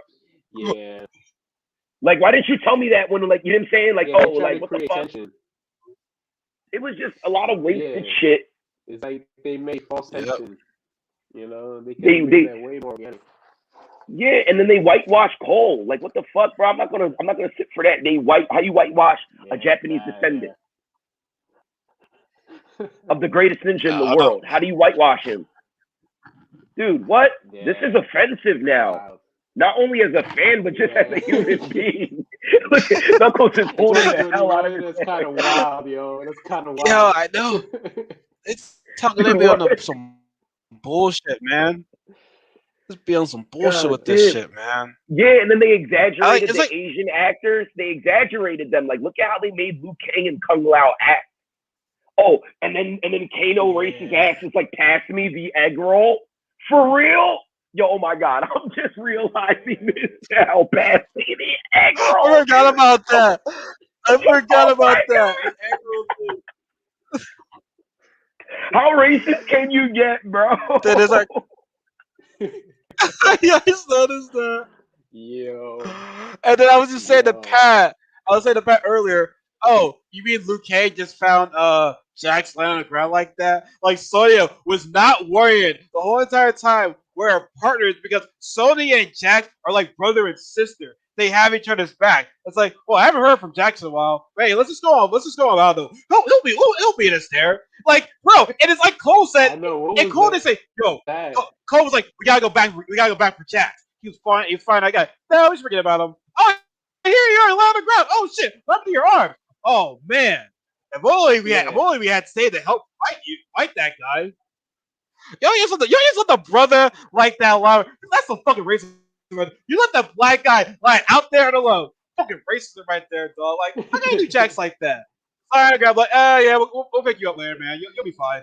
See, told you you'll be fine. He's still alive. It's like all my arms. Yeah, he has gun. That sucks.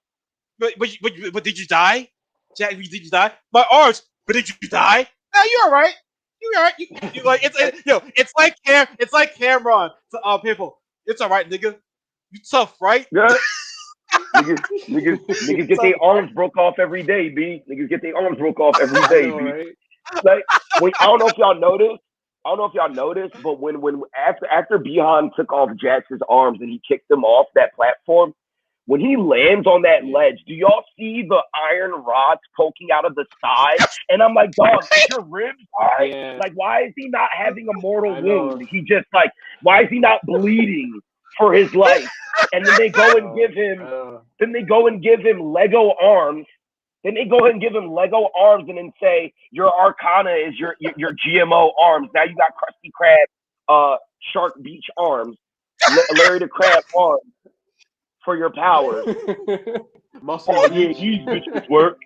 These bitches work.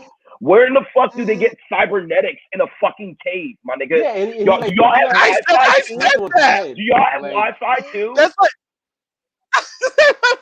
that's what I'm saying. Like, that's Force of Special Forces. Like, what the fuck? This backwater cave is now Wakanda? These niggas can't even do their laundry. They don't even got furniture for real, but they got utensils, they got egg rolls, they got Chinese delivery, and they got cybernetics around the corner in they dusty ass cave. Man, what the fuck? For real. What the fuck? And then remember, these were like Legos. These were like Lego size cybernetics, but when he's picking up the rock for Sonya, and automatically Uncre's like, oh shit, yeah, not my arm, the better. I'm like, what? I was like, because I'm frustrated. Why are they gonna make him cyborg like that? Like, come on, yo. Dude, why wasn't it his arms ripping out of the ligaments when he was trying to lift the rock? Why? How did the dude, like, what the fuck? They're not only are they masters in martial arts, they are fucking aces in cybernetics as well. In their dusty ass cave with no Wi-Fi. Yeah, that was crazy. I thought they were gonna like try to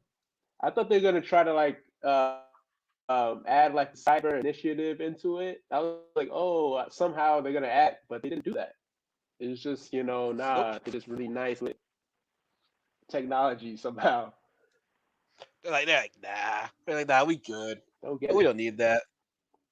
We don't need that. I'm like, crazy. It's like, where did they go from here?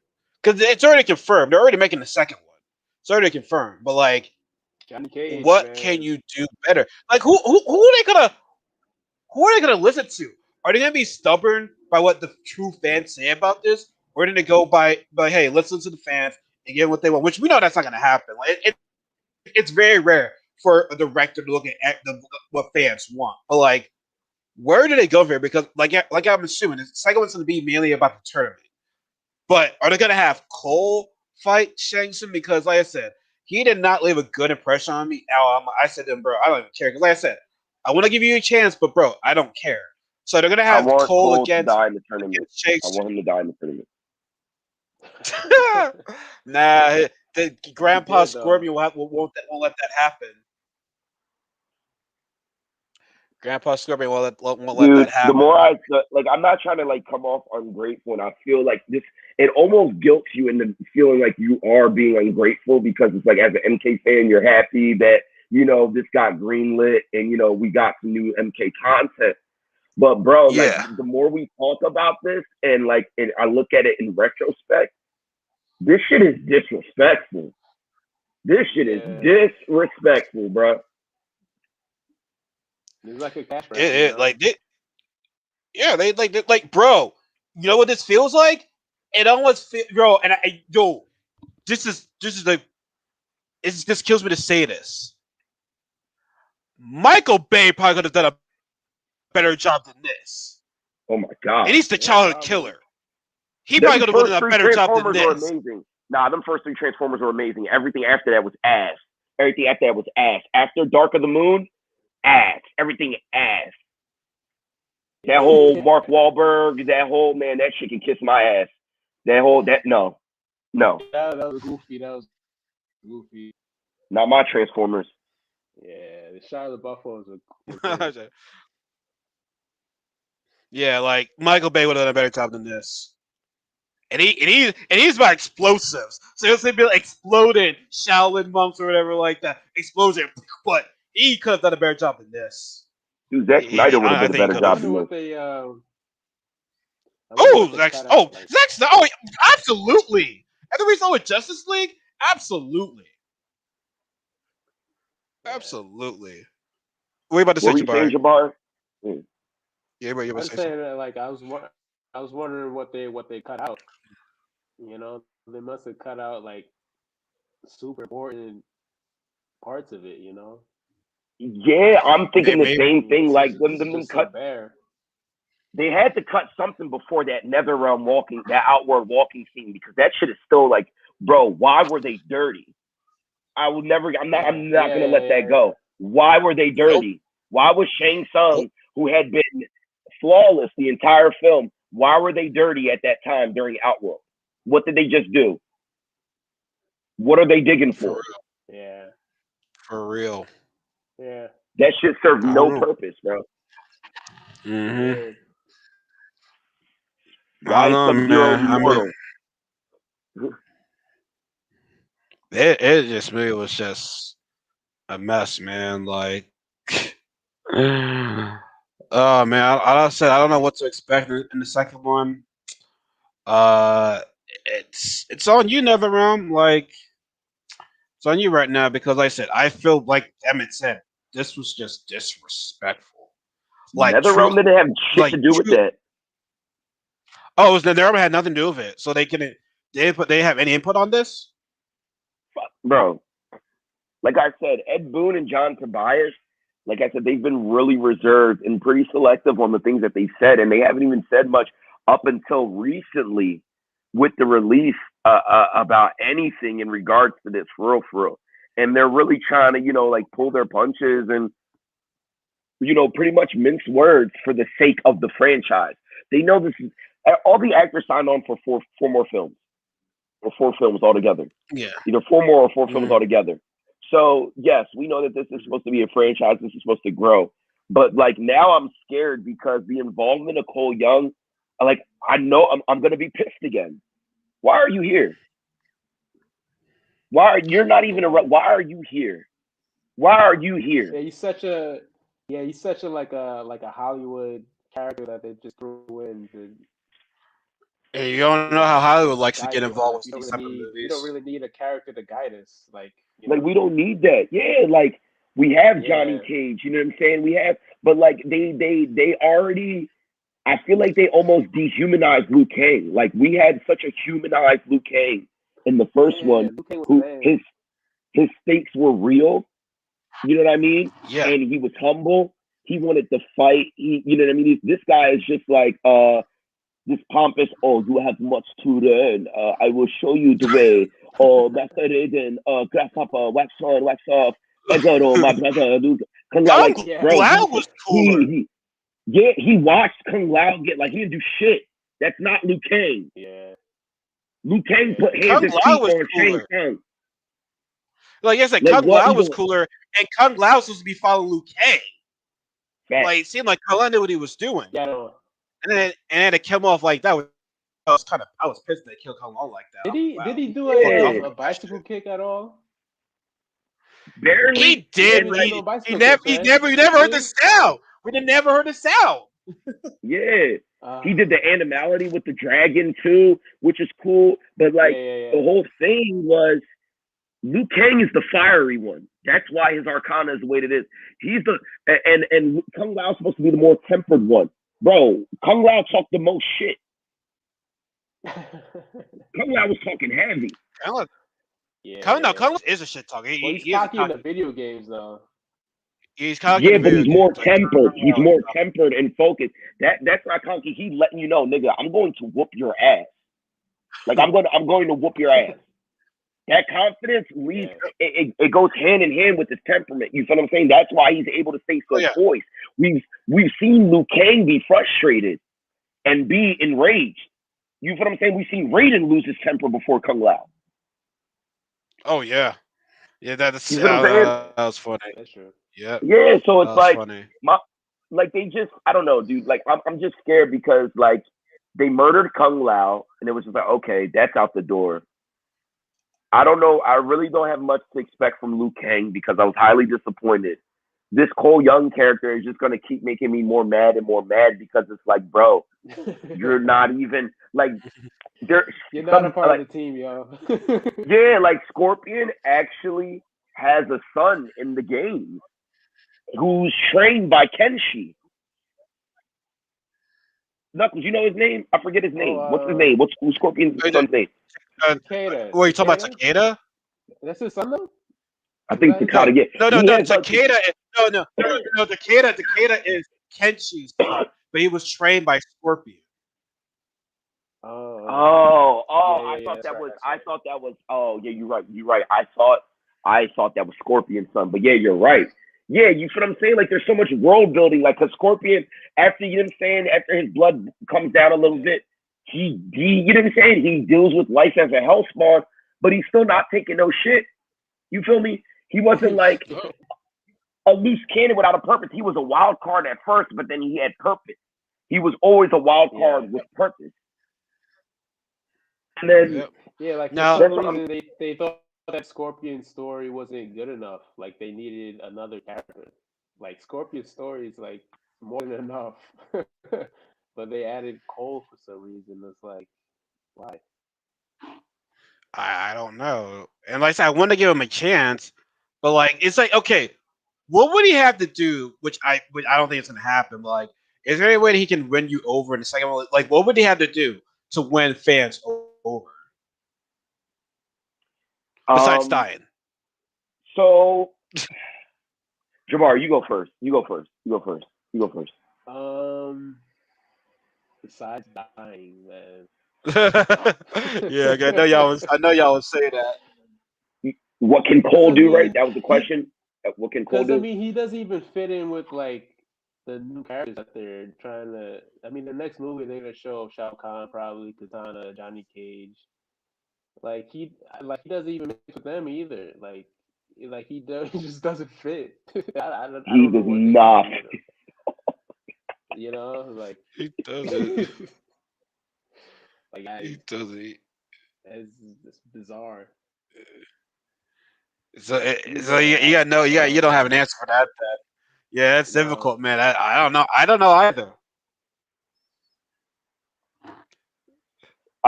Evan, you got anything? I don't know. Maybe I can get an idea from you. Maybe. For Cole, I know honestly, bro. He's like I'm really hard pressed to say, bro, but like I already feel like he's on borrowed time. Like it's his existence is inexplicable. Just besides the fact that they just, for whatever reason, they wanted this man on payroll and they wanted this man in the movie. I can't explain it like anything other than his aesthetic. There's enough there. He serves, his existence serves no purpose. His family, yo, they were blockaded in the ice, and then in the next scene, his daughter was just Scotty too hotty out of the ice. I was mad about that part. Like they should have died. Like this don't take back. She's like, Daddy, yeah. Like, she's like, Daddy, yeah, get me. Like, bitch, you have hypothermia. You have hypothermia and PTSD. Why are you happy right now? This man is Sub-Zero. Why are you gonna disrespect him like that? Like, dog. Yeah, it was crazy. Yeah, man. Yeah, he's on borrowed time. Yeah, I mean, crazy. honestly, man, this Louis Tan dude that played Cole, I'm not gonna lie, man. Like this, I mean, he's gonna be fine forever because he got my white nuts. But like this could potentially hurt his career. I know that might be a big thing, but it's like you playing It's not like he's playing a classic character. He's in a classic series. And the fact that if fans are not fucking with you, that's gonna hurt you, man. He's gonna garner so much hate that's not even his fault. He's just trying to feed his kids. He has no idea and this is what happens when you get involved with franchises that you don't have a passion for. Like that's why Henry Cavill is so like appreciated because bro, he's a fucking nerd just like the rest of us. He's played The Witcher. He reads DC. That's why he can, you know what I mean? He can spearhead the characters that he's been given with such, you know, charisma. You know what I mean? And actually like convince you because he cares about the characters. If I was Louis Tan and somebody handed me that script, granted, I would be so elated to be in part of a Mortal Kombat. But I would ask them, I would be like, yo, I've been playing Mortal Kombat since 1997. Who the fuck is Cole Young? And then when they would tell me, and then when they would tell me, when the directors would look me in my face and say, well, Cole is a guy about 40 or 50 or 100 generations removed, a descendant of Hanzo Hasashi, aka Scorpion. He's grown up in Southside Chicago. He's a formerly revered mixed martial artist who struggled. Nigga! Bro, I would have flipped the table. I would have just flipped the table. Yeah, I would have too, man. I would have flipped the table. Like, how dare you? Like, yeah, I'm out, man. I'm out. But yo, I gotta get rid of. It's not like they don't have a lot of characters either. They got like mad characters to work with. Like, why are you gonna add a new guy? That makes no sense. When y'all had the whole roster. I had no problem adding a new guy. I at least wanted to be cool. It'd be like a badass. I didn't get that from him at all. He was just like a waste of potential. Yeah, maybe if he was a badass, it might have worked, but or have any powers, but his Arcana was trash. Because like I said, I was just really scared he was gonna turn into Scorpion for a second. Yeah, that's what I thought was gonna happen. I thought Scorpion was gonna I thought they were gonna remix it like, okay, Scorpion's soul was going to manifest into Cole and he was going to be possessed and become Scorpion that way. And like have to be separated from his family. You feel me? Like if they died, like there was no real stakes, bro. He had a happy ending. And this is a rated R film. This is Mortal fucking Kombat. Like if his family got shattered in front of him, just like Scorpions did, it would have made sense for Scorpion to want to live because he's been trapped in the Netherrealm all this time, wanting to get his revenge, then to do it via Cole's body because he now has a worthy descendant. But no, they decided to make them two separate individuals. And then, you know what I'm saying? Like, and you know what I mean? With their own past. And it was like they made Scorpion this sob story when like that potential to make Cole dark, to do it like that would have made more sense because that would have made more sense to me. Like, all right, if you don't want to make Scorpion immortal that way and have him roaming the earth for the past 400 years, you know what I mean? You could have had him scouring Netherrealm and Outworld and then re-brought to Earthrealm via Cole. They could have done that at least. I would have had less questions. You know what I'm saying? But again, the wasted opportunity. They decided to make him this. They decided to give him fucking magic fucking Under Armour, and like that was it. And then he just grew silly, weapons man. of It's choice. really silly. Like what, bro? Yeah, There's that no was logic in that. I think someone also said Earthrealm. Why do you call it Earthrealm? I think someone said that shit in the movie too. And I always said the same thing. I'm like, yo, Earthrealm? Why don't you just call it Earth? Like, never got the whole Earthrealm thing. I thought it was corny. But yeah, no, I get ready to head out. I gotta get to care of some things. But yo, man, I appreciate both of you guys for like stopping in here and telling us. Emmett, man, the energy you brought, man, I fucking loved it, dog. Like that, because we're passionate about this shit, as all of us were. Like, Oh, yeah, man. when you care about something, you don't want to see it go into shits like that of what we saw. Yeah, man. Absolutely, man. I Definitely like thank you. I this appreciate is you my having me. childhood shit. Facts. Yeah, Oh no, Like, man, that's I just had to something. get you on here, man. Childhood. And we're at the age we control the culture right now. We control the culture because we grew up with these franchises. So what people are saying, oh, a lot of fandoms are toxic and stuff like that. You do have that with like things like Star Wars and shit like that. But when it comes to something like this, we're not asking for too much because we grew up with these things. We grew up. We're staying true to what you guys gave us. You feel what I'm saying? So like when you guys try to remix it and give us some bullshit, we're the ones we're holding these creators accountable because they're around our age too. You know what I mean? And or maybe a little bit older. And we have these platforms like right now, this podcast, this where we can speak on these things and it will get views, it will be talked about, and people will say, yeah, I agree with that. So step it up. Step it up. Knuckles, thank you for having me so much, man. I really do appreciate it. Yeah. Bro. Of course, family. Yeah, it's a family thing right here, man. I've been knowing y'all for a long time, and we like the same shit. Like when I get people on my podcast, we love anime, we love superhero shit, we love video games. Like this is our childhood shit right here, but we just want to see it done right. And so I just don't know what the future holds with this franchise right now. Like I said, video games will be fine, but they were good with the video games. But as a movie wise, it just goes on to that.